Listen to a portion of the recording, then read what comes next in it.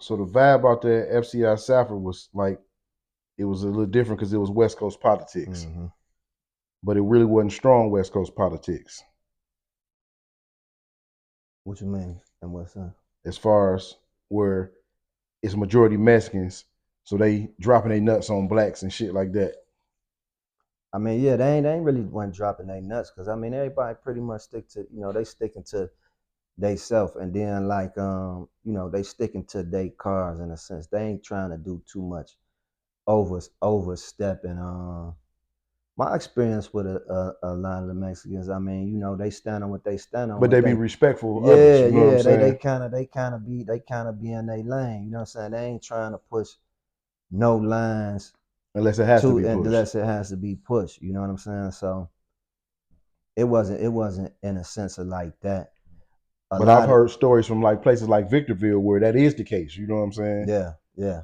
So I don't know. But I at don't know. Safford, that wasn't the I case at can only all. in Safford and in Tucson.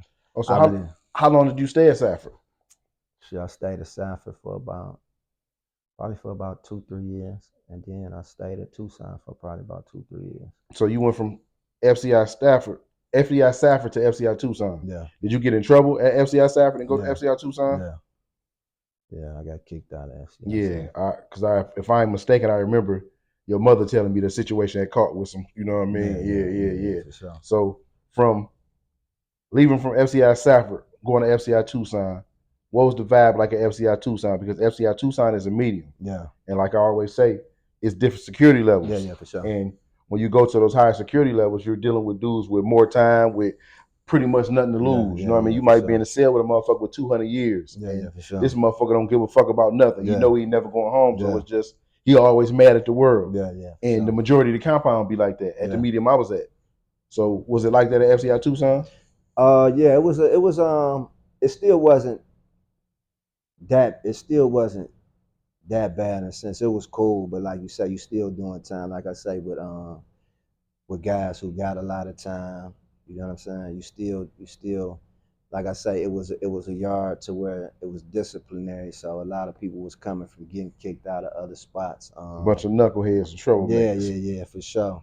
So um, it was still cool, man. Once again, man, like we ain't beating a dead horse, but I mean, it's familiar when I'm going, especially at this time now. You know what I'm saying? And just the whole Because shit, you was yeah, then at the end of your bid at that point in time. yeah. But then at the same time, I'm going, all my friends and shit. You know what I'm saying?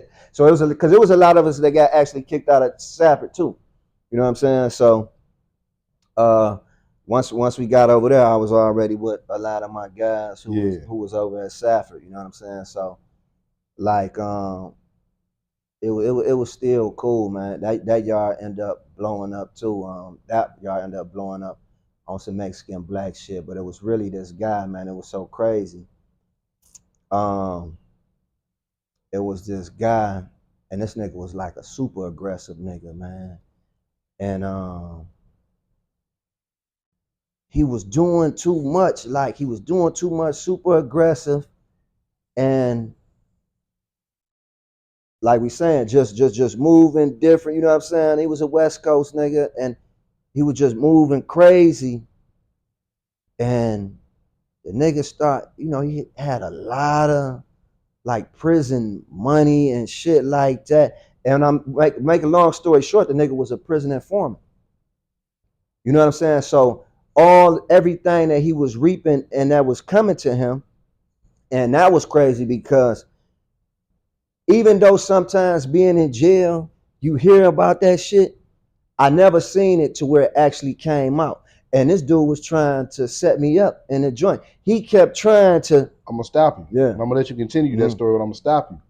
We experienced that at Elkton. Okay. With OG. Right. But the thing about OG, a lot of dudes, but I still didn't know it. It was always like speculation. Yeah. You know what I'm saying? But you really it never really came out. Like this shit really came out to that's what it was, to where it was like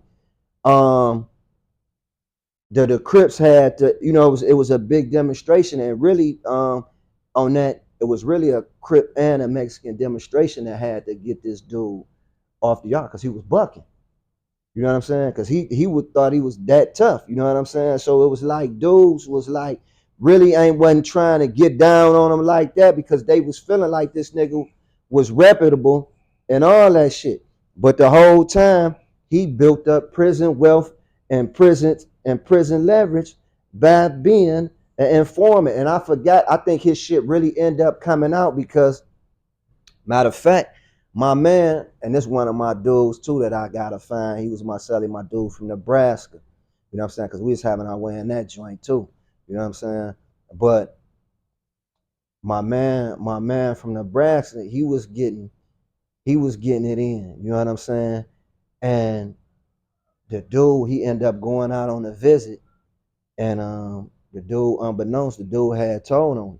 So when he coming back through the thing, they popping. And that shit is so, like you say, yeah. A lot of times it's unknown. So he had the shit, and you know what I'm saying. He had the shit where dude had told on him. You know what I'm saying. And other guys had, and they was sending it actually back to the yard to let motherfuckers see what to it let is. motherfuckers But know. like you say, that shit go under the radar, unknown, so much. But that same situation is at every prison you go to. Yeah, no, for sure. One of the most and like you know, and like I say, we know that, but I never until then. And this was damn near. This was my last stop. Like you say, with other individuals, motherfuckers be saying that. But you know one thing about it, being a jail nigga, we like, well, a nigga gotta see the work. Like, so when you not seeing it and you really don't know to when it comes to certain individuals, you don't want to put that bone on. And it could be shit to where it's like, damn, looking like closer, damn. But you not really knowing that shit, like I say, because the yard blew up because of that shit. You know what I'm saying? To where we really knew that that's what this dude was doing. But that's the same as, you know, what's going on out here in these streets. Yeah. A lot of these niggas with the motion. Yeah. A lot of these niggas, this nigga with all this money and this tough nigga, whatever. Yeah. They doing it because the government letting them do it. Yeah, for sure. Because they feeding the government information. Yeah, for sure.